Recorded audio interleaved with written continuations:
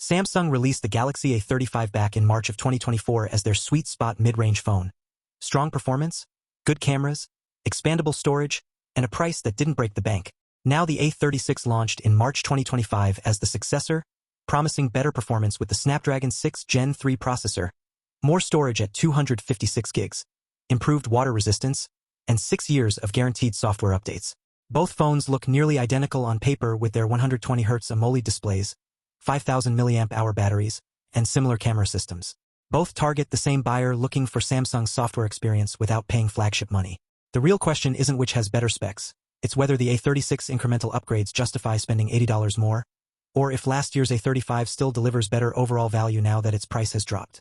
Performance determines whether your phone feels responsive today and remains usable years from now. The Galaxy A35 uses Samsung's Exynos 1380 processor with 6 gigs of RAM.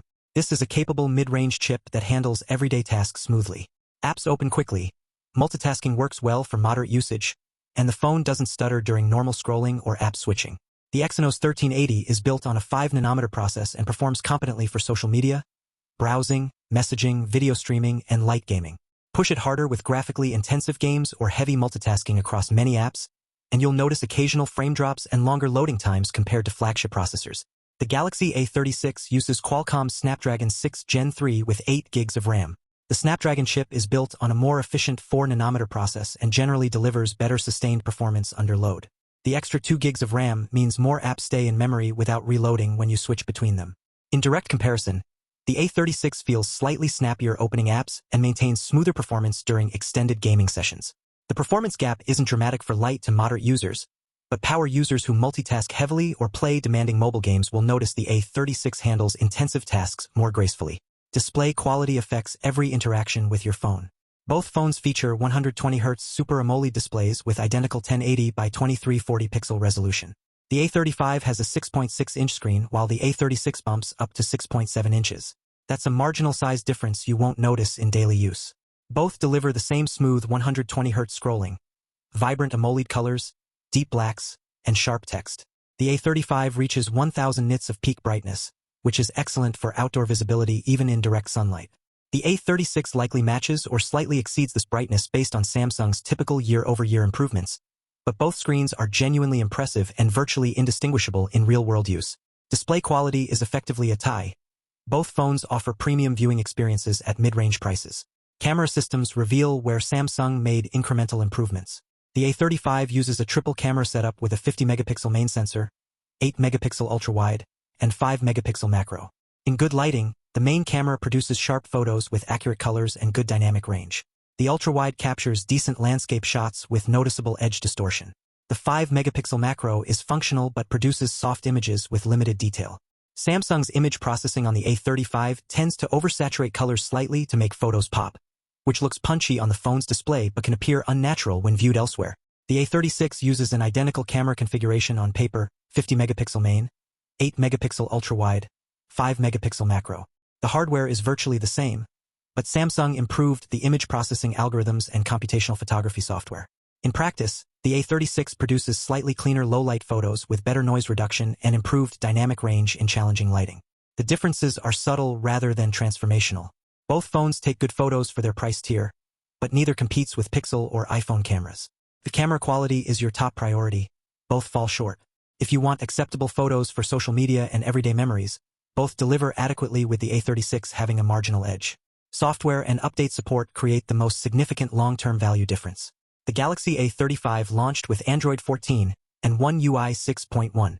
Samsung promises 4 years of major Android updates and 5 years of security patches for the A35, which means it will receive updates through 2028 or 2029 depending on when you purchased it.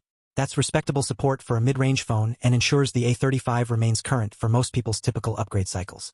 The Galaxy A36 launches with Android 15 and One UI 7, and Samsung guarantees up to 6 major Android upgrades. This means the A36 will receive updates through 2031. That's 2 additional years of major OS updates compared to the A35, which extends the phone's viable lifespan significantly. If you plan to keep your phone for 4 or more years, those extra update years matter. The A36 will remain secure and compatible with new apps longer than the A35. Storage and expandability reveal an important trade-off. The Galaxy A35 comes with 128 gigs of internal storage but includes a micro SD card slot, allowing you to expand storage by up to 1 terabyte if needed. For users who store lots of photos, videos, and offline media, the expandable storage provides flexibility. You can start with 128 gigs and add a micro SD card later if you run out of space. The A35's micro SD support is genuinely useful for budget-conscious users who don't want to pay premium prices for higher storage tiers. The Galaxy A36 doubles the internal storage to 256 gigs but removes the micro SD card slot entirely. That's a disappointing compromise.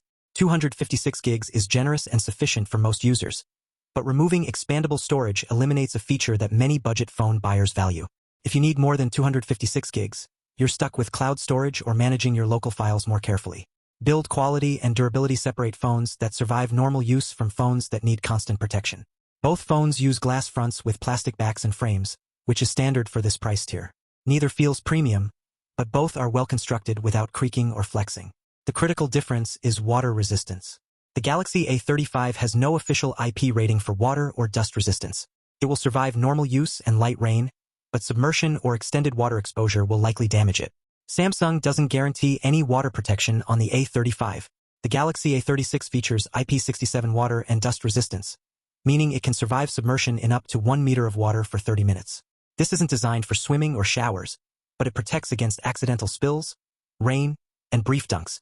The peace of mind from water resistance is valuable when you're investing in a device you plan to keep for years. The A36 IP67 rating is a genuine advantage for durability. Battery life and charging are identical on both phones. Both pack 5,000 mAh batteries that deliver all-day reliability with moderate to heavy use. Both support 25-watt fast charging, but neither includes a charger in the box, forcing you to buy one separately or use an existing charger. From empty to full charge takes approximately 90 minutes with a 25-watt charger. At the end of the day, we recommend that you buy the Samsung Galaxy A35. It's the smarter financial choice that doesn't sacrifice performance, but you can find links to both phones in the description. Unless you specifically need water resistance or 6-year updates, get the A35 and save $80. If this comparison helped you avoid overpaying, subscribe to the channel for many more comparison videos in the future. Make your choice and enjoy your new phone and let us know which you chose. Thanks for watching.